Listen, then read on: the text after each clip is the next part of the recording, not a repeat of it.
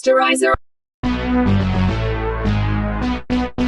Sanibona igama le-movie yethu yango-2018 i-Believe Me, The Abduction of Lisa McVeigh, la isiqala khona nge-true story okuyinto eyenzeka ngempela endaweni yaseTampa eFlorida ngonyaka ka-1984. La isiqala khona ngentombazane eyi-teenage igama layo uLisa McVeigh, owayesebenza esitolo esidayisa amakhekhe ohlobo lama-donuts. Emva kokusebenza usuku lonke uLisa wayeqeda ishift yakhe wagoduka eseye ekhaya ehamba ngebhayisikili lakhe. Esendleleni uLisa wakwafikelwa umcabango wendoda eyagqekeza endlini yakhe yangena yamdlongulela khona. uLisa wethuswa ukubona enye imoto emnyama eyipakile engayithembi eyamenza azizwe engasakhululekile, kodwa wakwazi uLisa ukuhamba aze ayofika ekhaya. Nokwathi ngakusasa ekuseni uLisa wabhala incwadi ethi uzizwe engakhululekile, engathi futhi uvalelekile kulo muzi, futhi ngathi into engasoze yaphela. uLisa wayehlala la emzini kagogo wakhe uDiane. Ugogo uDiane wayehlala ne-boyfriend yakhe ekuthiwa uMorris, nesithola ukuthi uyena lo Morris wayephinda edlwengula uLisa. uLisa wakhuluma nodadewabo uLori efonini. La mantombazane omabili ayekhala ngendlela asekhumbulana ngayo kade agcinana. uLori owehlala noma wabo okuBetty, uLori watshela usisi wakhe uLisa ukuthi akabuye azohlala nabo, kodwa uBetty wafika wazothatha ifoni kuLori wasetshela uLisa ukuthi ngeke ukwazi ukuzohlala nathi, ngakuthumela lapho uthi uyohlala nogogo wakho khona uzomlekelela ngomsebenzi wasendlini. Imovie yethu seshiftele ebusuku uLisa la eqeda khona ukusebenza i-double shift, esethatha ibhayisikili lakhe eseyekhaya. Kwafika ibhosi yakhe u-Ed owafika wamnikeza i-envelope eyayinemali eyi-extra ukuthi uyambonga for ukuthi ukwazile ukusebenza i-double shift. Ethi u-Ed kuLisa futhi ama-customer ayakuthanda kakhulu, wathi ube ne-weekend emnandi sobonana ngoMsombuluko, kodwa uLisa akaphendulanga, wavela wagibela ibhayisikili lakhe wahamba. Lokho kwashiya ibhosi yakhe u-Ed esedidekile. Esendleleni uLisa waphinde wabona leya moto emnyama kade eyidlula ipakile la ngayizolo, kodwa wathi uma yedlula uLisa avele yaqala yamlandela. Engasakhululekile eseshova ibhayisikili lakhe, kodwa imoto yam-overtake yamdlula, nokuyilapho akhokha umoya khona wakhululeka. Kodwa esaqhubeka nokuhamba uLisa waphinde wayidlula le moto isipake kwenye indawo ngaphambili, nokwathi kungalindelekile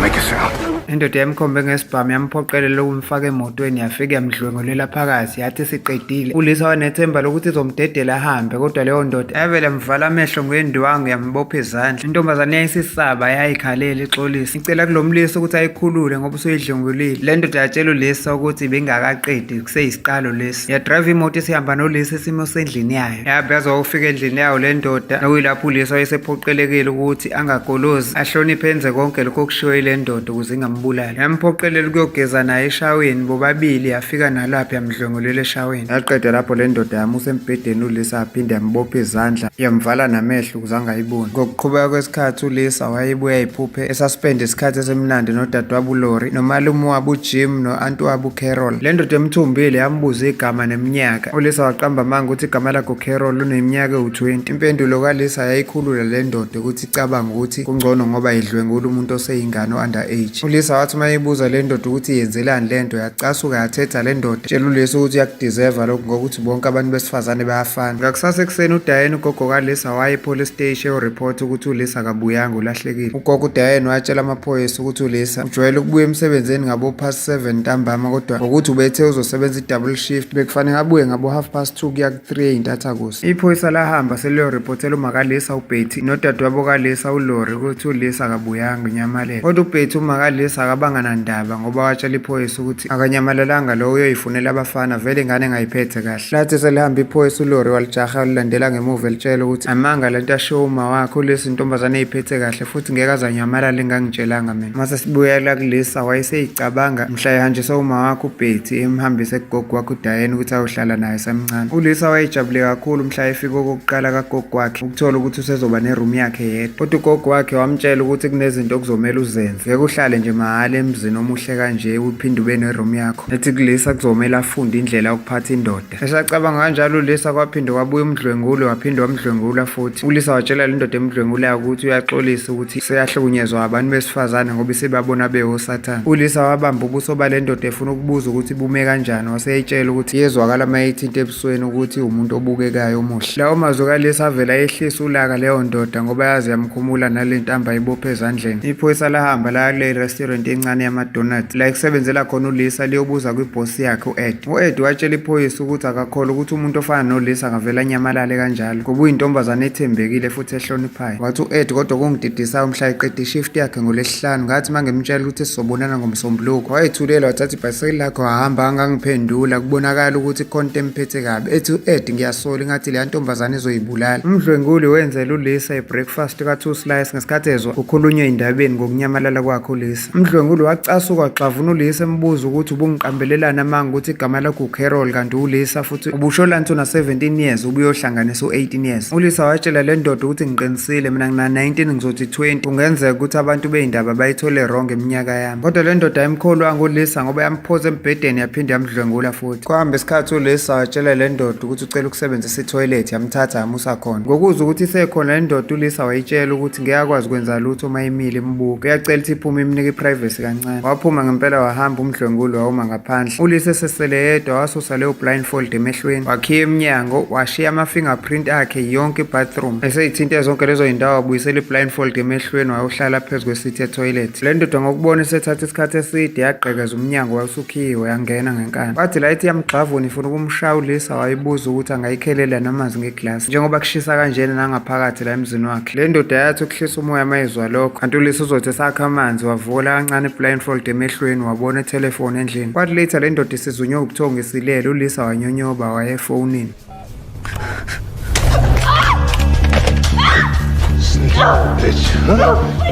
Imuvi sesibuyisele emuva mhla uLisa etshela uma wakhe uBetty izinto abeyiphoqelelwa ugogo wakhe uDiane ukuthi azenze ukuthi ugogo wakhe uvumele ukuthi i-boyfriend yakhe uMaurice idlwengule yena uLisa. Kodwa esikhundleni sokuthi asize uma kaLisa uBetty wavela wathethisa yena uLisa ethi wena ulindelweni empilweni ayikho into enhle yokulungela wena. uLisa wakhala etshela uma wakhe uBetty ukuthi angazi uma wami ongizalayo onjani lo ngitreat-a kanje. Ethi ngelinye ilanga mina ngiyoba nawo wami umndeni oright futhi ngiyoba umama ongcono kunawo. uLisa wayeseyincengela kumdlwenguli wayesemkhombena ngesibhamu. Watshela le ndoda ukuthi ubezama ukufonela ubaba wakhe ethi bengifuna ukumtshela ukuthi angakhathazeki ngi-right ngiyaphila. Le ndoda yayingasamkholwa ngempela uLisa kodwa uLisa wayitshela ukuthi ngiqinisile ubaba wami uyagula imina engimnakekelayo. uLisa wazwatshela le ndoda ukuthi kwayona emkhumbuza ubaba wakhe ngoba naye umuntu oright njengaye kodwa onganakwe umuntu. Lawo mazwi kaLisa aphinda alehlisa futhi ulaka lale ndoda ngoba yehlisa umoya. Nokwathi later uLisa eselele embhedeni wanqamula uphisi wey'nwele zakhe wawuhlaphaza lapha phezu kombhede wale ndoda for ukuthi makwenzeka kube ne-clue ye-DNA yamaphoyisa. Nokwathi later abuya futhi le ndoda isezodlwengula uLisa ibuza ukuthi ayikhathalini. Abuye ayincengela ayitshela ukuthi kuyabonakala ngathi ihlukumezekile kodwa iwumuntu oright. uLisa ayitshela ukuthi bangathandana naye abe yi-girlfriend yayo. Ethi kodwa kuzomele uqale ungidedele ukuze ngikwazi ukuyonakekela ubaba wami logulayo. Le ndoda yayisengathi yamzwela uLisa yambuza ukuthi akekho nomunye umuntu emndenini onganakekela ubaba wakho. Waphika uLisa wathi akekho omunye ngaphandle kwakhe. Later lo mdlwenguli wayebuka iy'ndaba ezayikhuluma ngaye ukuthi umbulalo ofunwa amaphoyisa usedlwengule wabulala inqwaba abantu besifazane la endaweni yaseTempa. Lezo y'ndaba zayithusa zayitatazelisa le ndoda yabona ukuthi kufanele noma kanjani embulale manje uLisa. uLisa waxolisa kakhulu le ndoda eyincengele eyitshela ukuthi ngeke azatshele muntu ukuthi kwenzakaleni. Kodwa le ndoda yayingasafuni ukuzwa lutho ngoba yamgxavuna yahamba naye. Simlayishe emotweni idrive ihamba naye siyombulala. uLisa wayebuye ecabanga celebrate i-birthday yakhe nomalume wakhe uJim no-anti wakhe uCarol eyikhumbula ukuthi wayejabule kanjani. Umdlwenguli wadlula egaraji ngoba imoto yakhe yayisiphelelwa upetrol esewofaka upetrol. Le ndoda isafaka upetrol egaraji uLisa wayiluma kakhulu umuntu ngendlela yokuthi kuze kuphume igazi waselicontsisela esihlalweni semoto yale ndoda ngethemba lokuthi nalo lingaba yiclue emaphoyiseni. Baqhubeka lapho badriver sebehamba. Le ndoda yaze yawufika kwenye indawo ethule esehlathini la yamkhipha khona uLisa emotweni yamdonsa. Ekhala uLisa eyicelela kule ndoda ukuthi akayibonanga ngisho ebusweni ngamenza noma yini kodwa ucela ngambulala. Yafika la ibimusa khona yadonsa isibhamu yasibeka ekhanda lakhe isithi yaqeda ngoLisa kodwa indlela akhala ngayo uLisa kwayena lo mbulali wazi wamdabukela. Le ndoda yashintsha umqondo yatshela uLisa ukuthi akahlale la abale slow laze afike ku-500 before asuse le blindfold yendwangu esemehlweni. uLisa wavuma ngesikhathi leyo ndoda iphuthuma iyongena emotweni yayo yadriver yahamba. Nokwathi uLisa esabale kancane engakafiki naku-10 wavele wayisusa i-blindfold emehlweni uLisa mayethi uyaqalaza wabona ephambi kwesinye isihlahla esikhulu. Wasuka lapho uLisa wabaleka ekhipha lonke ijubana nayo. Kodwa le ndoda yathi mayimbona esegijima eli kanje yabona ukuthi uLisa usephambana nento ebimtshele yona yathi kungcono iqede ngayo imbulale. Yajikisa imoto for ukujaha uLisa ukuthi iyombulala street. Kodwa yathi siqalaza angabe sambona uLisa ukuthi uduke washonaphi. Yaphinde yathuswa ukubona enye imoto yamaphoyisa idlula lapha. Lokho kwayiphoqa le ndoda ukuthi iyeke ukujaha uLisa ngoba ingaze banjwa amaphoyisa. uLisa wakwazi ukubaleka waze wafika emzini kagogo wakhe uDiane. uDiane noboyfriend yakhe uMorris bathetha becasukile bembuza uphumaphi. uLisa wathi ubethunjiwe indoda ebimdlwengula. uMorris wacasuka wakhipha ibhande ethi uyamshaya ngoba behambe nabafana. Kodwa ugogo wakhe uDiane wamxolisela wathi akamiyeke. uDiane wasefonela amaphoyisa watshela ukuthi lo Lisa obelahlekile usebuyile ufika manje uthi udlwenguliwe. Ethi ugogo uDiane ephoyiseni le ntombazane ibonakala ngisho emehlweni ukuthi iqamba amanga ibijola nabafana. Iphoyisa latshela uDiane ukuthi uLisa kuzomela azokhweshinwa amaphoyisa. Lokho akumnikanga ukukhululeka uDiane. Eqeda ngaleyo phone call ugogo watshela uLisa ukuthi ayeza amaphoyisa azokulanda for ukuhlaba ngembuzo. Ethi wenze sure ukuthi awuwatsheli lutho ukuthi kwenzakalani la ekhaya ngaphakathi. Ubothi nje mina sinoMorris sikuphethe kahle wavuma uLisa. Kakusasa afika amaphoyisa ezomthatha uLisa. Wafika epolice station uLisa walitshela iphoyisa konke okwenzeka. Iphoyisa lamsola ngempela uLisa ukuthi uqamba amanga ngoba lembuza ukuthi pho yini ungalimali indawo. uLisa watshela iphoyisa ukuthi angilwanga ngoba ngangifuna ukusinda ngicabangela impilo yami. Iphoyisa lambuza ukuthi wamemeza necela usizo. Waphika uLisa wathi cha lokho kwakungamenza avuke ngolaka umdlwenguli mhlawumbe angidubula ngibulala ngoba wayephethe nesibhamu. Ngebhadi iphoyisa likholwanga yonke into elaliyitshelwa uLisa lakholela ugogo wakhe uDiane ngoba lalikholela ukuthi uLisa usakhile le story for i-attention. Leli phoyisa lesilisa laphuma lamshiya uLisa kwabuya amanye amabili esifazane sazoqhubeka nokubuza uLisa. uLisa watshela yonke into amaphoyisa nanokuthi wabala ukuthi unamastepisi awu-24 ukusuka endlini yakhe ground floor yaphezulu. Athi ngoba ngiyakholela ukuthi sasi-upstairs although ngangivalwa amehlo. Amaphoyisa esifazane awamkholwanga uLisa ngoba ethi wayengaze akhumbule into encane kanje ukuthi endlini ey'tebhisi eziwu-24 esimeni esinzima kanje. Bamhleka bathi ayikho lento. Wavela wakhala kakhulu uLisa ebuza ukuthi kungani wonke umuntu angamkholwa. Why does nobody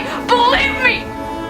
Emhlanganweni we-debriefing yamaphoyisa ayihlangene bekhuluma ngoMaligaju enye indoda esifunwa kakhulu amaphoyisa engatholakali edlwengula abantu besifazane iphinde babulala. Amaphoyisa ayenobufakazi obuncane ngokuthi nje bonke labantu besifazane ababetholakala sebeshonile beboshwe ngeyintambo. uDetective Larry waye-address amaphoyisa watshela ukuthi bonke labantu besifazane abama-victim bahlaselwa isikhathi esiningi ebusuku uma sekuthulekile bengekho ofakazi. Ethi kubonakala ngathi umbulali uqala amcwaninga amfunde kahle lo muntu wesifazane neroutine yakhe before athole isikhathi esikahle sokuhlasela. Emva kwaleyo meeting iphoyisa lesifazane lafika lazocela usizo ku-Detective Larry. Limtshela ukuthi besikhweshina enye intombazane la esencane kodwa kubonakala ngathi siqambela amanga. Lithi ku-Detective Larry licela ukuthi kube uyena oyofaka imibuzo kule ntombazane ngoba uyena osene-experience. Wathi uma efika uDetective Larry ethi ufuna ukukhuluma lo Lisa. uLisa wayekhala engafuni nethi akasafuni ukukhuluma. Wakhombisa uLisa isithombe sendodakazi yakhe wamtshela ukuthi eyami indodakazi ngingenza noma yini kuyivikela nawe ngizokwenza same thing njengoba ngisuke ngenza kwingane yami. Tell me everything.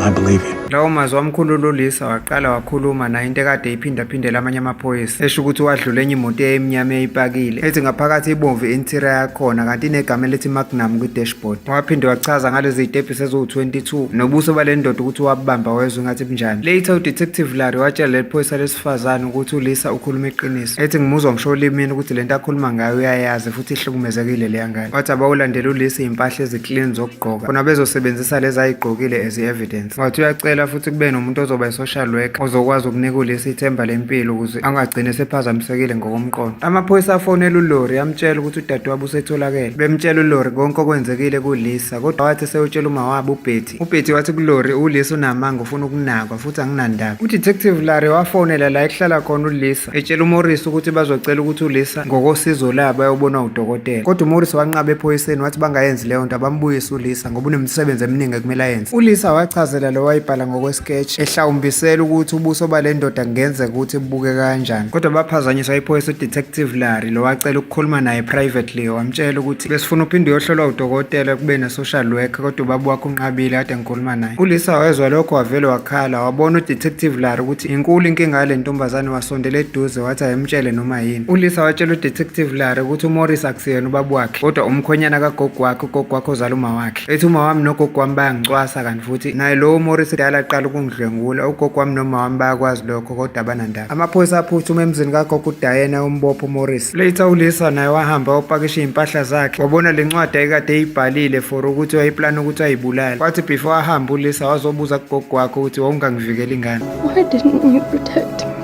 Kodwa lo gogo wavele wayithulela kangamphendula. Iphoyisa uDetective Larry lathatha uLisa leyomhlalisa komunye umuzi wephoyisa lesifazane ayizohlala khona isikhashana up until baze bamtholele ikhaya lakhe langempela. Ngakusasa uLisa waqhubeka nokutshela uDetective Larry indawo zonke bathroom ashiye khona ama-fingerprint akhe, amaconsi egazi esithini yemoto, iy'nwele zakhe embhedeni wale ndoda. Washo futhi ukuthi ngesikhathi esiyongibulala le ndoda saqala sadlula egaraji, ethi kwakubuke kungathi iy'khathi kwaku-around 3 ey'ntathakusa. Ethi uLisa futhi i-obsession yaleya ndoda ingathi ukupay i-revenge ebantwini besifazane. Ethi noma kwakuzwakala ngathi umuntu oclean futhi ohlelekile onomqondo. Ethi uLisa futhi ngiyakhumbula nangosuku lokuqala before ngiyibona le moto emnyama. Lokho kwamthusa kakhulu uLarry, waze wahamba waya kwibhosi yakhe wayitshela ukuthi indlela echaza ngayo le ntombazane ekuthiwa uLisa iyameshe yalo mbulalo esesimfuna isikhathi eside. Ibhosi ayikholwa ngalento eshiyo uDetective Larry, ithi akukwazi ukwenzeka ngoba bonke abantu besifazane abayi-target yakhe uyababulala. uDetective Larry wathi ngiyamkholelwa mina uLisa ngoba kuyabonakala ukuthi intombazane enesibindi esebenzisa umqondo ukuze ikwazi ukuphila. uDetective Larry wabona futhi ukuthi uLisa angaba sengozini njengokuthi ingowokuqala ophunyukile kulo mbulalo. Wabona ukuthi kungcono amthathe amuse kwi-safe house yey'ngane ey'vikeleke ngaphansi kwe-justice system la azobe evikeleke khona. Ngakusasa ekuseni ibhosi yatshela uDetective Larry ukuthi ey'mpahleni ekalisa kutholakala iy'ngcucu zefiber ey'bovu ezimeshe ifiber etholakala ey'mpahleni zawo wonke la mantombazane abulawe uMaligatshi. uDetective Larry watshela amaphoyisa ukuthi lo mbulali uyena ngempela lo akade bemzingela isikhathi eside. Bathi bazosebenzisa le sketch system esihlawumbiselwe uLisa ukufanisa umuntu ohamba ngalolo hlobo lemoto ukuze bamtrack down. Later wabuye uDetective Larry watshela uLisa ukuthi ucela ukuthi bamthathe beye amaphoyisa bamuse la athi wayiqaqela khona i-blindfold ukuze bakwazi ukuretrace ama-steps akhe back. Ethi futhi lo mbulali usebulala abantu besifazane abaningi, lokho kwamthusa kakhulu uLisa. Ngempela amaphoyisa amthatha uLisa amusa la aqala khona ukubanjwa ngebhayisikeli. Base beyazama ukucalculate i-route ekungenzeka ukuthi iya emzini wombulali. Ngokubayalela kwakhe uLisa leyo ndlela yaze yabakhomba la umbulali amshiya khona phambi kwesinye isihlahla esikhulu. uLarry wafonela i-dispatch amaphoyisa abatshela ukuthi basey'nyathelweni zakhe umbulali ngosizo likaLisa, esababaza indlela ahlakaniphe ngayo uLisa nawo usizo ngayo emaphoyiseni. Ngakusasa uDetective Larry wayesebuka iy'thombe ze-CCTV camera footage yasegaraji eyayikhombisa abantu abafikile egaraji ngalolo suku around isikhathi esihlawumbisela sona uLisa. Wagcina esitholile isithombe salo mbulali esasimesha nesikhathi uLisa esiprovidile plus nomfanekiso we-sketch image. Elinye iphoyisa le-detective igama laluWolf lafanisa enye imoto yomunye umuntu owayehlele emotweni yakhe ekhuluma namanye amantombazane adayisa ngomzimba. Udetective oyehle emotweni yakhe waya kule ndoda wayitshela ukuthi ubejahe elinyisela lobucwebe manje kuchazwe enye imoto ecishe ifane nale. Ethi uWolf ucela ukuyi-check le moto kodwa le ndoda yanqaba. Udetective wacela ukuyishutha le ndoda for ukuzwa ukuthi lo muntu othi utshontshela ubucwebe akantshontshelwa ngani le ndoda. Yavuma le ndoda ukuthi iphoyisa liyishutha isithombe ngoba ithi ayikazi intshontshe ijewelry yona. Iphoyisa uWolf wayishutha le moto nomnikazi nokwathi ebusuku uWolf siyambona saqhubeka nokulandela lesigebengu. Kanti epolice station uLisa wayekhonjiswe izithombe zabantu abaseyimotweni kuthiwa akakhombe lo muntu asola ukuthi umdlwengulile. uLisa based to indlela ayibambe ngayo ubuso bale ndoda wabuzo wakhomba yena exactly umsolo okuyena wamdlwengula. Amaphoyisa wachitha ngasikhathi ngoba aqonda khona ukuyobamba yena lo mbulalo ogama lakhe uBobby Joe Longa. Eseboshiwe uBobby, uDetective Wolf benoDetective Larry bahamba sebehlolisisa umuzi kaBobby. Nokuyilapha bathola bonke ubufakazi benhle eshiyo uLisa ukuthi iqiniso futhi iyahlangana. Emaphoyiseni kwi-interrogation room uBobby wayekhonjiswa izithombe zabo bonke abantu besifazane asekabahlukumeza. uBobby watshela amaphoyisa ukuthi ambambe ngoba ekwaze ukudedela uLisa. Ethi uLisa ubeyispecial futhi ebukeka ehlukile kulabo abanye abantu besifazane. Ngakusasa uDetective Larry waxoxela uLisa ukuthi sebembophile lo muntu akade emthumbile. uLisa wezwa lokho wakhala kodwa iphoyisa lamduduza ngokuthi ukhombise ubuqhawe bazom-ofarisha ngendawo bamnike nesikhala somsebenzi la ozoba yimemba yabo encane kunabo bonke. Wathi esephumela kwi-department kwamanye amaphoyisa bonke bamshayela izandla.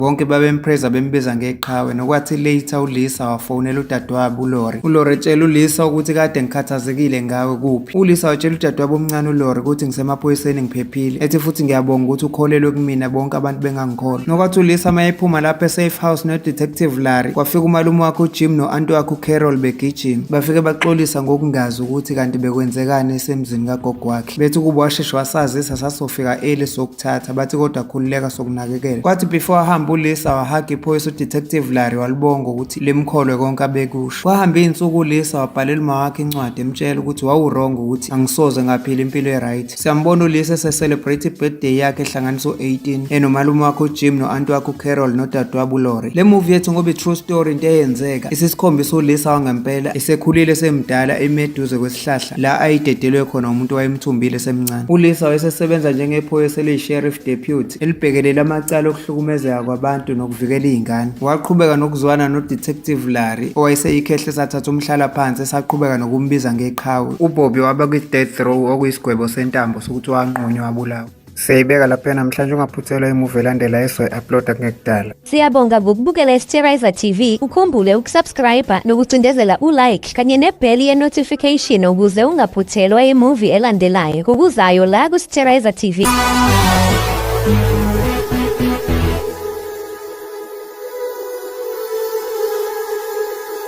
Sterizer TV.